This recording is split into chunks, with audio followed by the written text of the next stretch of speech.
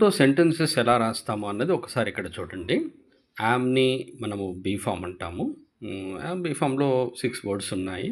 Yam, is, are, was, were, will be అని ఉన్నాయన్నమాట. ఇక్కడ పైన నేను ఒక పాయింట్ రాసానేంటంటే, ఈ బీ ఫార్మ్ అనేది ఏదైతే ఉందో దాంతో సిన్స్ వెన్ అనేది మనం వాడొద్దనమాట. బీ ఫార్మ్‌తో సిన్స్ వెన్ రాదు. అది రూల్ అనమాట. ఇప్పుడు since when is not used with be form అని ఇంగ్లీష్‌లో కూడా నేను ఇచ్చాను. సెంటెన్స్ చూస్తే ఐయామ్ లెర్నింగ్ ఇంగ్లీష్ నౌ అన్నాము. అది పాజిటివ్ సెంటెన్స్ అవుతుంది. గోయింగ్ ఆన్ యాక్షన్ అనమాట. జరుగుతున్న యాక్షన్. అది నేను తెలుగులో రాశాను. నేను ప్రస్తుతం ఇంగ్లీష్ నేర్చుకుంటున్నాను అనేది తెలుగులో ట్రాన్స్‌లేషన్. పాజిటివ్ సెంటెన్స్ ఇచ్చి మళ్ళీ నెగెటివ్ సెంటెన్స్ కూడా ఉందనమాట. I'm not learning English now. నేను ప్రస్తుతం ఇంగ్లీష్ నేర్చుకోవడం లేదు. Am I learning English now? Helping verb question ఇది. నేను ప్రస్తుతం ఇంగ్లీష్ నేర్చుకుంటున్నానా?